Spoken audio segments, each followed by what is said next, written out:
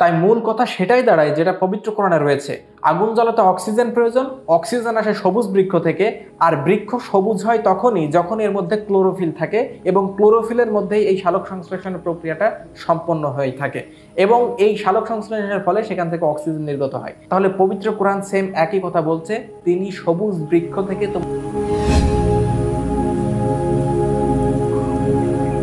আসসালামু আলাইকুম ওয়া রাহমাতুল্লাহি ওয়া বারাকাতুহু। এই পৃথিবীতে যত প্রাণী রয়েছে, যত প্রাণী, মানুষ সহ গরু, ছাগল, হাঁস, মুরগি, যতগুলো প্রাণী আছে, প্রত্যেকটা প্রাণী প্রত্যক্ষ অথবা পরোক্ষভাবে উদ্ভিদের উপর নির্ভরশীল। কারণ হচ্ছে প্রত্যেকটা প্রাণীকেই প্রতিদিন খেতে হয়, আর এই খাবারটা আসে হচ্ছে উদ্ভিদ থেকে, প্রত্যক্ষ অথবা পরোক্ষভাবে যে দিক থেকে হোক, দেখবেন শেষ পর্যন্ত ওই উদ্ভিদ থেকেই খাবারটা এসেছে। তার মানে প্রত্যেকটা প্রাণী নির্ভর করে উদ্ভিদের উপরে এবং উদ্ভিদ নির্ভর করে একটা বিশেষ প্রক্রিয়ার উপরে, যে প্রক্রিয়ায় সে খাদ্যটা উৎপন্ন করে। এই প্রক্রিয়াটাই হচ্ছে সালোক সংশ্লেষণ বা ফটোসিনথেসিস। তার মানে সিরিয়ালটা দাঁড়ায় প্রত্যেকটা প্রাণী নির্ভরশীল উদ্ভিদের উপরে, উদ্ভিদ নির্ভরশীল ফটোসিনথেসিসের উপরে। তার মানে এই ফটোসিনথেসিস বা সালোক সংশ্লেষণ প্রক্রিয়া কতটা গুরুত্বপূর্ণ আমাদের এই পুরো পৃথিবীর জন্য, পৃথিবীর প্রত্যেকটা প্রাণীর জন্য চিন্তা করেন একবার। এত গুরুত্বপূর্ণ একটা বিষয় সম্পর্কে আল্লাহ পবিত্র কোরআনে ইন্ডিকেশন করবেন না, তা কি করে হয়? চলুন আজকের এই এপিসোডে এই জিনিসটাই জেনে নিই। শুধু যে আল্লাহ সালোক সংশ্লেষণ সম্পর্কে ইন্ডিকেশন দিয়েছেন তাই না, সালোক সংশ্লেষণের ফলে যে অক্সিজেন তৈরি হয় এবং আগুন জ্বালাতে যে অক্সিজেনের অপরিহার্যতা রয়েছে, অক্সিজেন ছাড়া যে আগুন জ্বলতে পারে না, সে বিষয়েও আল্লাহ ইন্ডিকেশন দিয়েছেন। চলুন শুরু করা যাক। প্রথমে আমাদেরকে কয়েকটা জিনিস জেনে নিতে হবে, সেটা হচ্ছে সালোক সংশ্লেষণ প্রক্রিয়া কখন ঘটে। সালোক সংশ্লেষণ প্রক্রিয়া ঘটে হচ্ছে সূর্যের আলোর উপস্থিতিতে। আমরা যদি সালোক সংশ্লেষণ শব্দটা বিশ্লেষণ করি, প্রথমেই পাবো সা আলোক, অর্থাৎ আলোক সহ, সালোক বা আলো সহ সংশ্লেষণ মানে কি? উৎপাদন। কিছু একটা উৎপাদন হবে, যে উৎপাদনটা হতে অবশ্যই আলোর প্রয়োজন রয়েছে। তার মানে দিনের বেলায় এটা সংগঠিত হয়ে থাকে। উদ্ভিদ বাতাস থেকে কার্বন ডাইঅক্সাইড শোষণ করে, মাটি থেকে পানি শোষণ করে এবং সূর্যের আলোর উপস্থিতিতে এক বিশেষ প্রক্রিয়ার মাধ্যমে শর্করা জাতীয় খাদ্য প্রস্তুত করে থাকে। এই বিক্রিয়া বা প্রক্রিয়াটাকেই বলা হয় সালোক সংশ্লেষণ। এই বিক্রিয়াটা যখন সংগঠিত হয় তখন একটা অক্সিজেন উপজাত হিসেবে পরিবেশে নির্গত হয়, যে অক্সিজেনটাই আমরা গ্রহণ করি। তার মানে একটু লক্ষ্য করেন যে আমরা যেরকম শ্বাস প্রশ্বাস নেই, অক্সিজেন নিচ্ছি, কার্বন ডাইঅক্সাইড ছাড়ছি, অর্থাৎ গ্যাস পরিবর্তন, যেটাকে আমরা বলছি প্রশ্বাস বা ব্রেথ।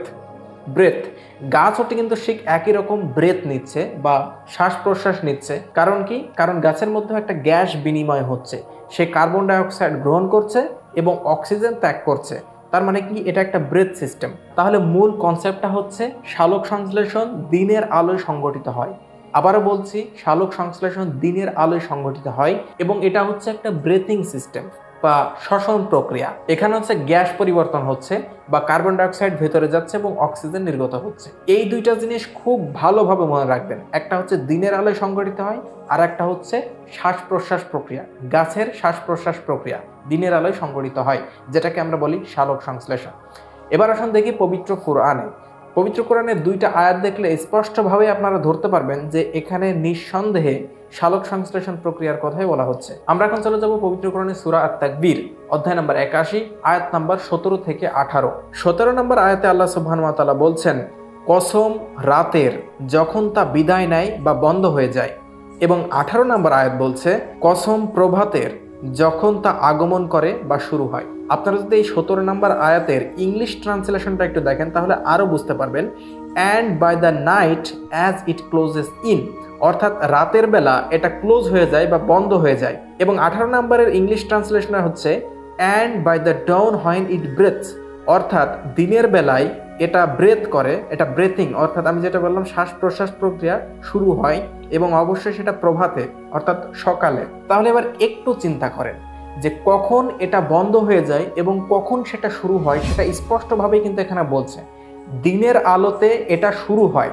18 নম্বর আয়াতে দিনের আলোয় এটা শুরু হয়, অর্থাৎ এটা ব্রেথ করে, এটা ব্রেথিং হয় বা শ্বাস গ্যাস পরিবর্তন হয়। আমি যেটা বললাম যে গাছের সালোক সংশ্লেষণ প্রক্রিয়া হচ্ছে একটা ব্রেথ সিস্টেম বা শ্বাস প্রশ্বাস প্রক্রিয়া, কারণ এখানে কার্বন ডাইঅক্সাইড ঢুকছে এবং অক্সিজেন বেরোচ্ছে। এটা দিনের আলোয় বা প্রভাতে শুরু হয়। 18 নম্বর আয়াতে বলছে এই প্রক্রিয়াটা হচ্ছে সকালবেলা অথবা দিনের আলোতে শুরু হয়। এবং 17 নম্বর আয়াতে বলছে এটা ক্লোজ হয়ে যায় বা বন্ধ হয়ে যায় অথবা চলে যায়, সেটা হচ্ছে রাতের বেলা। কসম রাতের, যখন তা বিদায় নেয় বা বন্ধ হয়ে যায়।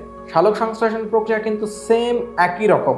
আমরা এখন জানি বিজ্ঞানের কল্যাণে যে সালোক সংশ্লেষণ প্রক্রিয়া এটা হচ্ছে রাতের বেলা বন্ধ থাকে, অর্থাৎ সূর্যের আলোটা রাতের বেলা থাকে না, তাই সালোক সংশ্লেষণ প্রক্রিয়াটা অফ থাকে। এবং যখন দিনের আলো আবার পায়, গাছের পাতার উপর যখন দিনের আলো পড়ে, তখন এটা আবার স্টার্ট হয়ে যায়। সূরা তাকবীরের 17 এবং 18 নম্বর আয়াতের সেম একই কথা বলছে। এবং ইংলিশ ট্রান্সলেশনটা দেখলে আপনারা ভালো বুঝতে পারবেন যে এখানে সরাসরি ব্রেথ বা শ্বাস প্রশ্বাস, যেটা গ্যাস পরিবর্তন, আমি আগেই বলেছি সালোক সংশ্লেষণের ফলে গ্যাস পরিবর্তন হয়। অর্থাৎ মূল কথা হচ্ছে সূরা তাকবীরের 17 নম্বর আয়াতে বলা হচ্ছে সালোক সংশ্লেষণ প্রক্রিয়ার কথা, যেটা রাত্রিবেলা বন্ধ হয়ে যায়। এবং 18 নম্বর আয়াতে বলছে এটা দিনের আলোতে শুরু হয়ে যায় বা ব্রেথ নেয়। এটা নিঃসন্দেহে সালোক সংশ্লেষণ প্রক্রিয়া সম্পর্কে বলেছেন, কারণ সালোক সংশ্লেষণ প্রক্রিয়া পুরো মানব জাতির জন্য, পুরো প্রাণীকুলের জন্য ব্যাপক ব্যাপক ব্যাপক গুরুত্বপূর্ণ। এবার তুমি দেখি অক্সিজেন উৎপন্ন হওয়ার ব্যাপারে এবং আগুন জ্বালানোর জন্য অক্সিজেনের অপরিহার্যতা সম্পর্কে কোন জায়গায় ইন্ডিকেশন দেওয়া আছে। আমরা এখন চলে যাব সূরা ইয়াসিন অর্থাৎ 36 নম্বর সূরার 80 নম্বর আয়াতে। এই আয়াতে আল্লাহ সুবহানাহু ওয়া তাআলা বলছেন, যিনি সবুজ বৃক্ষ থেকে তোমাদের জন্য আগুন উৎপন্ন করেছেন। একটু লক্ষ্য করে দেখুন যে সবুজ বৃক্ষের সাথে আগুনের কি সম্পর্ক। যদি কোনো সাধারণ মানুষ এই কথাটা বলতেন, তাহলে অবশ্যই বলতেন যে শুকনো কাঠ থেকে আপনাদের জন্য আগুন উৎপন্ন করেছেন। শুকনো গাছ থেকে আগুন উৎপন্ন হয়। আমরা জানি যে আগুন অবশ্যই শুকনো গাছে ধরে, শুকনো গাছ থেকে আগুন উৎপন্ন হতে পারে। আল্লাহ এখানে স্পেশালি সবুজ বৃক্ষ থেকে আগুন উৎপন্ন করার কথা বলেছেন। এবার চলুন দেখি আল্লাহ সুবহানাহু ওয়া তাআলা স্পেশালি সবুজ গাছকে কেন ইন্ডিকেশন করলেন আগুন জ্বালানোর জন্য। সবুজ বৃক্ষ থেকে কিভাবে আগুন উৎপন্ন করেন, চলুন দেখা যাক। আগুন জ্বালানোর জন্য সব থেকে গুরুত্বপূর্ণ উপাদান কোনটি? অক্সিজেন। যেখানে আপনি আগুন জ্বালাতে চান না কেন, অক্সিজেনের প্রাপ্যতা আপনাকে অবশ্যই নিশ্চিত করতে হবে, কারণ অক্সিজেন ছাড়া আগুন জ্বলে না।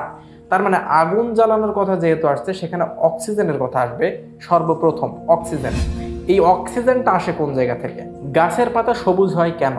গাছের পাতার মধ্যে একটা অঙ্গাণু থাকে যেটার নাম হচ্ছে ক্লোরোফিল। ক্লোরোফিল নামক অঙ্গাণুর কারণে গাছের পাতা সবুজ দেখায়, গাছের পাতা সবুজ দেখায়। কচি পাতার মধ্যে ক্লোরোফিলের পরিমাণ কম থাকে, তাই সেটা হালকা সবুজ। এবং একটা পাকা পাতার মধ্যে, একটা পরিপক্ক পাতার মধ্যে ক্লোরোফিলের পরিমাণটা থেকে অনেক বেশি, তাই এটা গাঢ় সবুজ দেখায়। এই ক্লোরোফিলের মধ্যেই ঘটে থাকে সালোক সংশ্লেষণ প্রক্রিয়া, এবং সালোক সংশ্লেষণের ফলে এইখান থেকে অক্সিজেন উৎপন্ন হয়। তার মানে চিন্তা করে দেখেন যে সবুজ উদ্ভিদের সাথে অক্সিজেন তৈরির ব্যাপক একটা সম্পর্ক রয়েছে। সবুজ উদ্ভিদের সাথে অক্সিজেন তৈরির ব্যাপক সম্পর্ক রয়েছে, এবং এই অক্সিজেন ছাড়া আগুন কখনো জ্বালানো সম্ভব নয়। অক্সিজেন নিশ্চিতকরণ সেটা হচ্ছে আগুন জ্বালানোর পূর্ব শর্ত। অক্সিজেন ছাড়া কখনোই আগুন জ্বালানো সম্ভব নয়। তাই মূল কথা সেটাই দাঁড়ায় যেটা পবিত্র কোরআনে রয়েছে, আগুন জ্বালাতে অক্সিজেন প্রয়োজন। অক্সিজেন আসে সবুজ বৃক্ষ থেকে, আর বৃক্ষ সবুজ হয় তখনই যখন এর মধ্যে ক্লোরোফিল থাকে, এবং ক্লোরোফিলের মধ্যেই এই সালোক সংশ্লেষণের প্রক্রিয়াটা সম্পন্ন হয়ে থাকে, এবং এই সালোক সংশ্লেষণের ফলে সেখান থেকে অক্সিজেন নির্গত হয়। তাহলে পবিত্র কোরআন সেম একই কথা বলছে, তিনি সবুজ বৃক্ষ থেকে তোমাদের জন্য আগুন উৎপন্ন করেছেন, অতঃপর তা থেকে তোমরা আগুন জ্বালাও। যদি আপনি এই কোরআনে প্রযুক্তি সিরিজের নতুন দর্শক হয়ে থাকেন, তাহলে অবশ্যই এর আগের পর্বগুলো দেখেন, এবং সবগুলো পর্ব এই যে এইখানটায় এক জায়গায় প্রোভাইড করা থাকবে, এখান থেকে সবগুলো পর্ব দেখে নিন। কোরআন সম্পর্কে আপনার অনেক ধারণা বেড়ে যাবে ইনশাআল্লাহ। দেখা হচ্ছে পরের কোনো এপিসোডে ইনশাআল্লাহ। ততক্ষণ আল্লাহ সবাইকে শান্তিতে রাখুক। আসসালামু আলাইকুম ওয়া রাহমাতুল্লাহি ওয়া বারাকাতুহু।